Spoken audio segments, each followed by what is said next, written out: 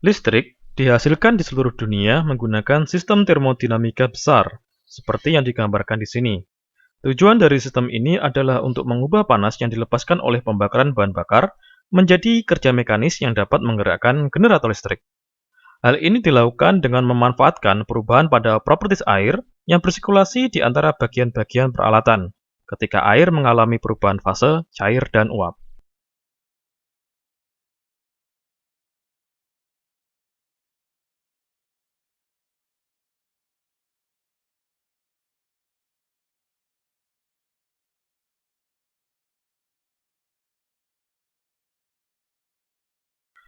Turbin gas, seperti yang ditunjukkan di sini, banyak digunakan di seluruh industri pesawat terbang sebagai alat penggerak.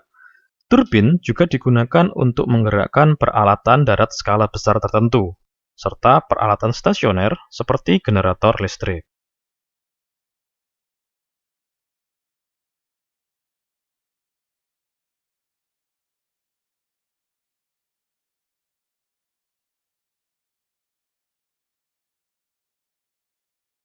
Sistem pendinginan seperti ini digunakan untuk mempertahankan suhu ruang tetap di bawah suhu atmosfer normal.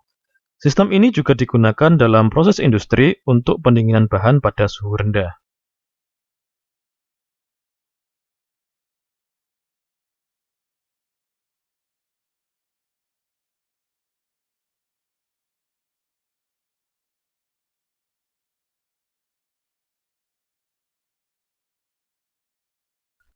Mesin pembakaran internal, termasuk mesin pengapian busi maupun diesel, adalah alat utama untuk menggerakkan kendaraan darat, khususnya untuk penggerak sepeda motor, mobil, dan truk.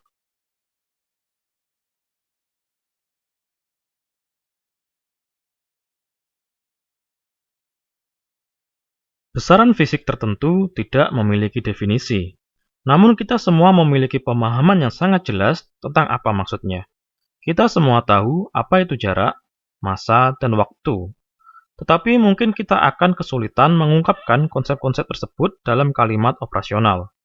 Masing-masing memiliki besaran yang tidak bergantung pada satuan yang kita tetapkan nilainya. Besaran yang paling dasar terdiri dari panjang, waktu, massa, suhu, arus listrik, dan intensitas cahaya.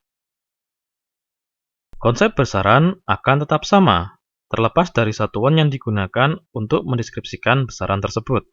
Contohnya, besaran panjang akan sama, meskipun satuannya dalam meter maupun dalam tahun cahaya. Besaran untuk semua ukuran fisik apapun dapat dinyatakan dalam 6 besaran dasar tadi. Misalnya, besaran percepatan adalah besaran panjang dibagi kuadrat besaran waktu.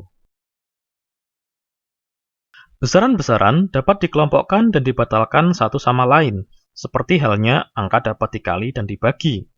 Dalam contoh ini, hasil kali besaran percepatan dengan besaran waktu sama dengan besaran kecepatan.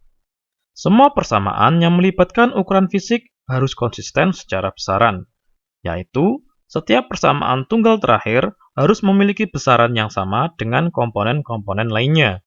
Kita tidak dapat menambahkan apel dengan jeruk. Kita hanya dapat menambahkan apel dengan apel. Konsistensi besaran adalah teknik yang sangat baik dalam memeriksa persamaan fisik untuk melihat apakah persamaan tersebut telah benar. Dalam contoh ini, Z memiliki besaran suhu dibagi dengan besaran waktu.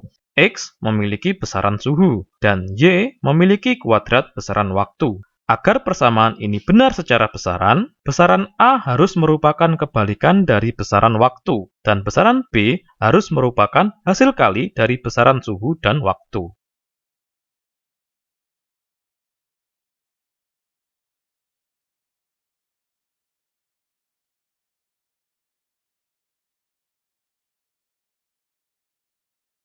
Satuan, baik berasal dari akar tradisi maupun perjanjian internasional, merupakan cara untuk menetapkan nilai suatu besaran. Satuan ditentukan oleh definisi operasional, yaitu definisi yang menggambarkan operasi yang dilakukan seseorang dengan menetapkan suatu ukuran ke dalam besaran. Misalnya, meter pada zaman dulu pernah didefinisikan sebagai jarak antara dua tanda yang tertulis di batang logam yang dipertahankan pada suatu suhu tertentu di lokasi tertentu. Definisi ini telah diganti dengan definisi baru, yaitu sejumlah panjang gelombang cahaya tertentu yang dihasilkan oleh sumber cahaya standar. Beberapa satuan ditentukan berdasarkan kesepakatan. Satuan tersebut terus-menerus diselidiki dan disempurnakan. Di zaman sekarang, ketika sebuah satuan butuh penyempurnaan definisi, maka dapat dilakukan melalui kesepakatan para anggota komite internasional. Banyak satuan tradisional seperti mil, inci, derajat Fahrenheit, dan lainnya masih digunakan. Seiring berjalannya waktu, satuan-satuan tersebut semakin jarang digunakan. Tetapi, penggunaannya tidak berhenti. Seorang engineer harus terbiasa dengan satuan tradisional ini dan memiliki kemampuan untuk menggunakannya dalam analisis. Sistem satuan terdiri dari sejumlah kecil satuan dasar yang ditetapkan oleh besaran dasar dan kumpulan satuan lain yang dikembangkan dari satuan dasar. Di Amerika Serikat, sistem satuan nomor satu yang digunakan oleh para engineer adalah sistem internasional, yang dikenal sebagai sistem metrik atau SI. Dan yang kedua adalah sistem tradisional, yang dikenal sebagai sistem kebiasaan Amerika. Meskipun sistem kebiasaan Amerika sudah mulai ditinggalkan, tetapi masih digunakan secara luas. Sistem metrik atau SI menetapkan satuan dasar dari masing-masing 6 besaran dasar. Besaran dan satuan-satuan tersebut meliputi panjang dengan satuan dasar meter, massa dengan satuan dasar kilogram, waktu dengan satuan dasar second atau detik, suhu dengan satuan dasar Kelvin, arus listrik dengan satuan dasar ampere, dan intensitas cahaya dengan satuan dasar kandela. Banyak satuan lain diturunkan dari satuan dasar. Misalnya saja, satuan Newton setara dengan 1 kg meter per second kuadrat, sedangkan Pascal setara dengan Newton per meter kuadrat. Ada banyak di antaranya, sebagian besar dapat ditemukan di tabel faktor konversi buku teks kita. Biasanya satuan tersebut dinamai dari nama ilmuwan terkenal. Sistem satuan metrik menggunakan prefiks satuan untuk menunjukkan pengali 10 yang dipangkatkan. Beberapa prefiks metrik yang umum digunakan tersaji pada tabel berikut. Prefiks lainnya dapat ditemukan di tabel dalam textbook. Misalnya, 1 kg sama dengan 1000 gram, dan 1 cm sama dengan 1/100 meter. Penggunaan prefiks metrik memungkinkan engineer untuk menganalisis berbagai ukuran yang sangat besar dengan cukup melampirkan prefiks ke satuan dasar maupun turunan apapun. Sistem satuan kebiasaan Amerika didasarkan pada 7 besaran dasar, termasuk gaya sebagai besaran dasar. Sistem Amerika memiliki 2 satuan dasar berupa pound yang sangat berbeda. Keduanya adalah pound gaya dan pound massa. 2 satuan dasar ini tidak setara, sehingga tidak boleh tertukar. Kita perlu membedakan kedua satuan pound tersebut dengan selalu menambahkan huruf M atau F di belakang simbol pound. Sebuah pound gaya didefinisikan sebagai gaya yang diperlukan untuk mempercepat satu pound massa pada laju gravitasi standar 32,174 Fin per second kuadrat. Definisi ini memiliki faktor konversi satuan G sub C. G sub C adalah konstanta konversi satuan yang digunakan untuk mengubah pound massa atau pound gaya. Konstanta ini wajib digunakan kapan saja kita butuh mengubah pound gaya pound massa, seperti yang diilustrasikan dalam contoh ini. Kita harus menggunakan semua satuan G sub C saat membuat konversi satuan pound massa dan pound gaya. Jangan bingung antara faktor konversi satuan G sub C dengan tarikan gravitasi standar G. 7 satuan dasar sistem USCS adalah feet untuk besaran panjang, pound massa untuk besaran massa, pound gaya untuk besaran gaya, second untuk besaran waktu, Rankine untuk besaran suhu, ampere untuk besaran arus listrik, dan kandela untuk besaran intensitas cahaya. Perhatikan bahwa second, ampere, dan kandela sama seperti dalam sistem metrik. Berbeda dengan sistem metrik yang menggunakan prefiks untuk menunjukkan pengali satuan berbasis 10, sistem satuan USCS menggunakan sekumpulan satuan tradisional untuk mengatasi perbedaan skala besaran. Jadi, inci didefinisikan sebagai 1/12 feet, sedangkan dalam 1 mil didefinisikan ada 5280 feet. Seperti sistem metrik, sistem satuan USCS menggunakan banyak satuan turunan. Beberapa di antaranya berakar pada tradisi. Beberapa menggunakan nama gabungan satuan seperti feet, pound, gaya, dan beberapa lainnya hanya berupa nama baru seperti galon per are. Kita perlu meninjau lagi textbook untuk lebih memahami beberapa satuan USCS lain beserta simbolnya.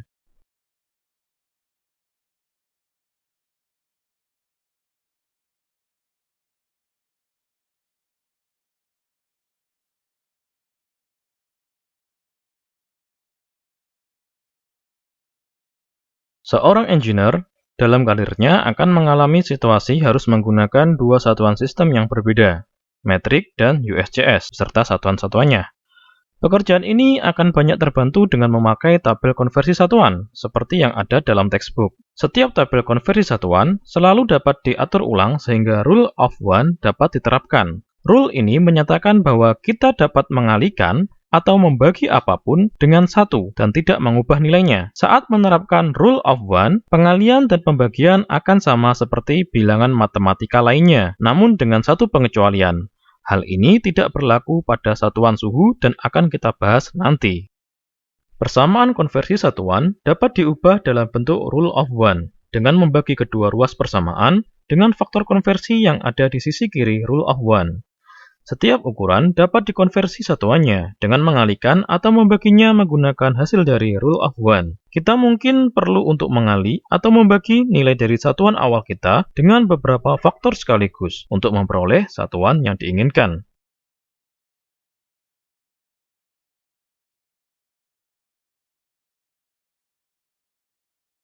Pengecualian rule of one untuk konversi satuan terjadi pada konversi suhu. Saat mengonversi suhu antara skala absolut Kelvin dan Rankine dengan skala relatif derajat Celcius dan derajat Fahrenheit, kita harus menambah atau mengurangi, bukan mengalih atau membagi. Aturan untuk mengubah suhu dalam dua sistem satuan ditunjukkan di sini. Perhatikan bahwa Kelvin ditulis tanpa derajat.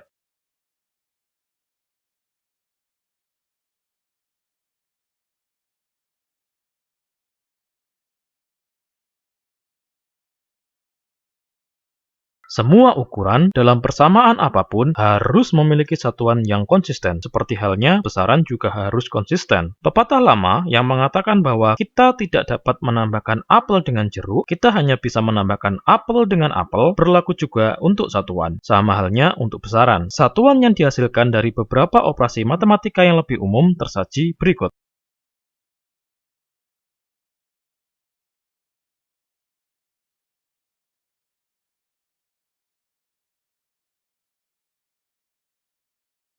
Beberapa konstanta dasar disertakan dalam textbook. Konstanta tersebut meliputi kecepatan cahaya, konstanta gas universal, tarikan gravitasi standar, dan lain-lain. Konstanta dasar digunakan dalam banyak persamaan teknik dan dapat ditemukan dalam tabel di textbook.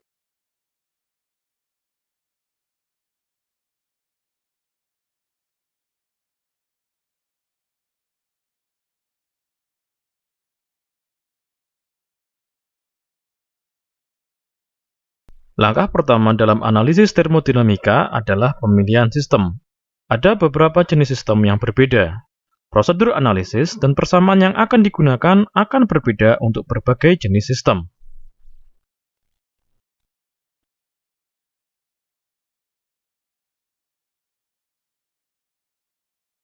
Sistem transien, seperti balon udara ini, akan berubah bentuknya ketika massa bergerak masuk dan keluar sistem.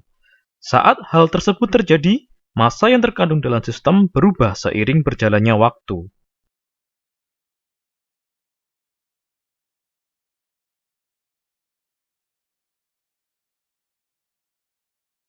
Apapun yang dapat kita amati atau ukur dari suatu sistem dinamakan properti.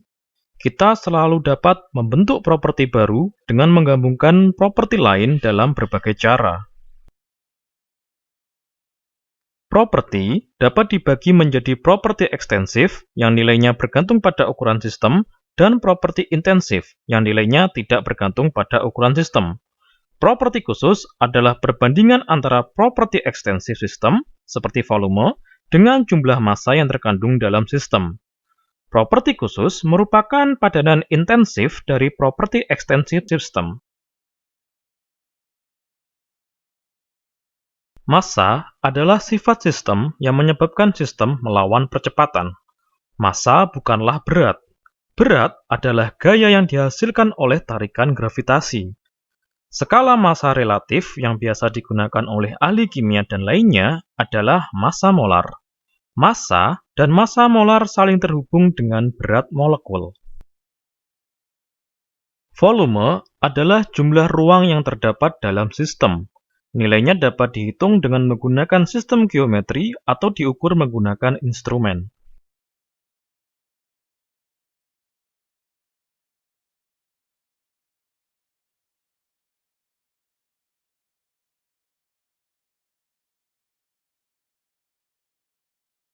Volume spesifik adalah padanan intensif dari properti ekstensif volume.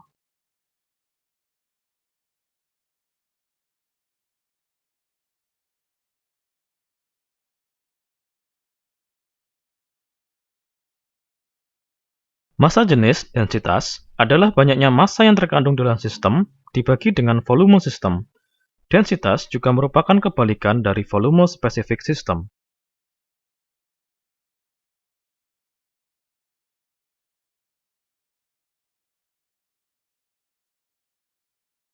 State atau keadaan adalah gambaran dari kondisi sistem. Kita dapat mendeskripsikan state dengan menentukan nilai properti sistem. Postulat keadaan menginformasikan kepada kita bahwa jumlah properti intensif independen yang diperlukan untuk sepenuhnya menentukan state setara dengan jumlah mode kerja independen dikurangi 1. Konsep kesetimbangan digunakan di seluruh praktik keteknikan dalam studi termodinamika. Kita akan berasumsi bahwa terjadi semua bentuk kesetimbangan.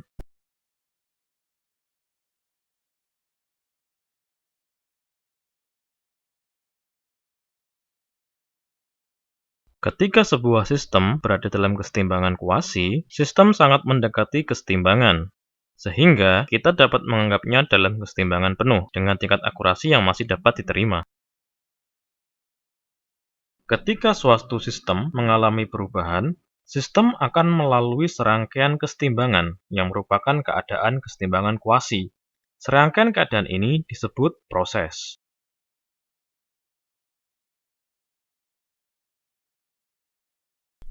Energi hadir dalam berbagai bentuk, dan bentuk-bentuk barunya akan senantiasa didefinisikan. Energi internal adalah jumlah semua energi bersih dari semua partikel mikroskopik yang terkandung dalam sistem.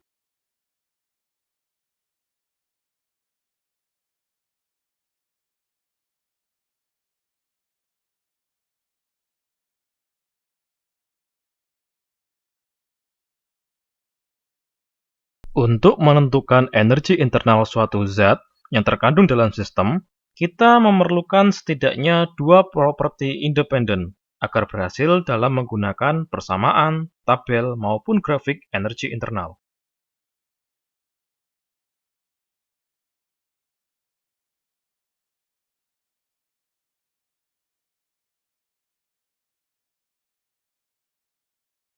Hukum termodinamika ke-0 menjadi pondasi utama dalam termometri.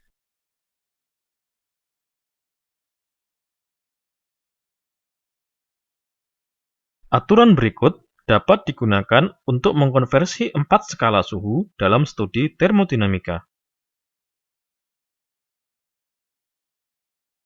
Mari kita coba berlatih mengkonversi skala suhu relatif sistem Amerika.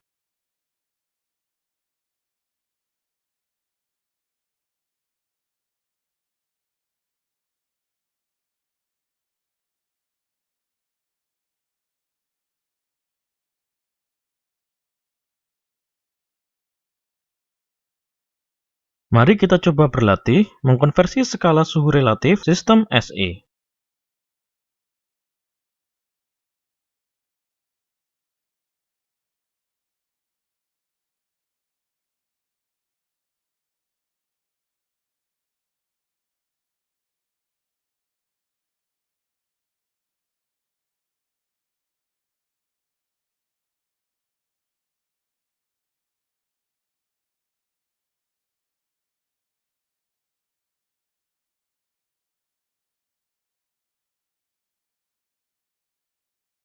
Latihan berikut akan memperkokoh pemahaman kita tentang definisi tekanan.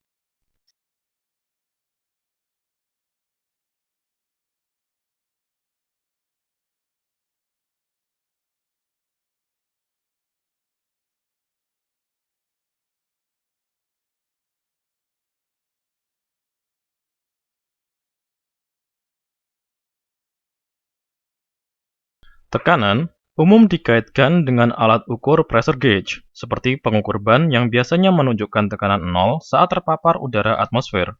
Dalam belajar termodinamika, kita akan disadarkan bahwa tekanan absolut jauh lebih berguna, dan kita akan memakainya secara eksklusif.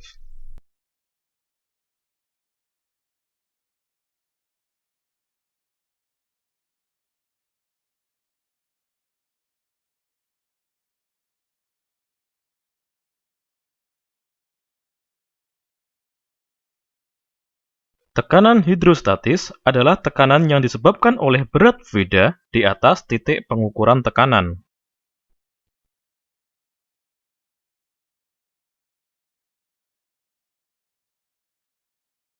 Tekanan hidrostatis dapat dihitung dari massa jenis fluida, percepatan gravitasi lokal, dan kedalaman fluida.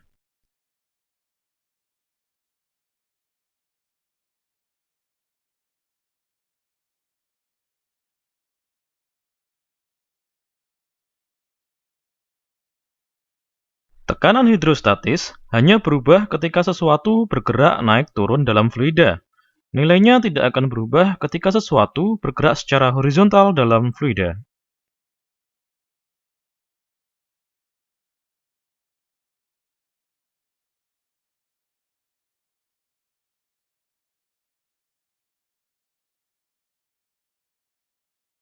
Manometer digunakan untuk mengukur perbedaan tekanan beberapa ratus kilopascal atau beberapa puluh pound per inch persegi.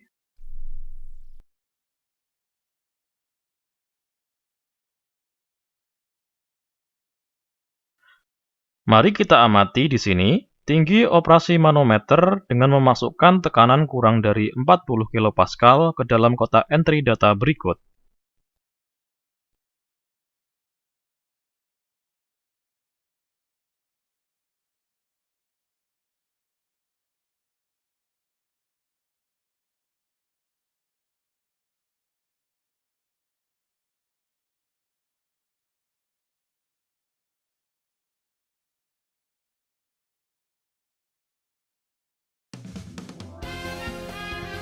Dalam analisis persoalan termodinamika, kita harus mengadopsi pendekatan sistematis. Tanpa pendekatan sistematis, kita akan mudah membuat kesalahan atau kehilangan informasi penting.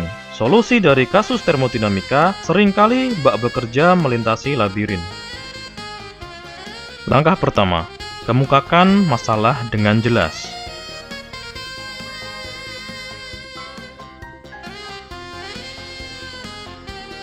Langkah kedua, identifikasi sistemnya dengan jelas.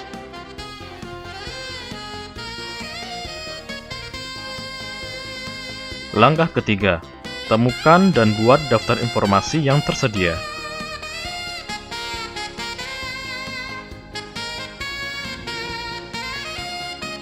Langkah keempat, identifikasi setiap proses yang dialami sistem.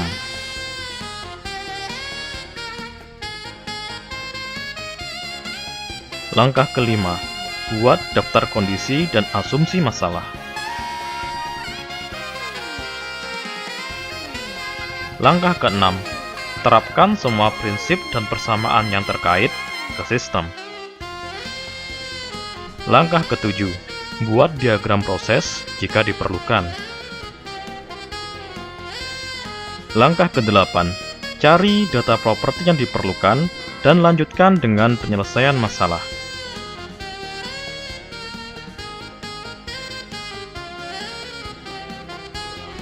Pada video tadi ini, kita telah belajar mengenai konsep-konsep dasar termodinamika. Pada seri video selanjutnya, kita akan belajar mengenai properti zat murni, termasuk perubahan fase, cara penggunaan tabel dan diagram properti, persamaan gas ideal, panas jenis, tekanan vapor, dan kesetimbangan fase.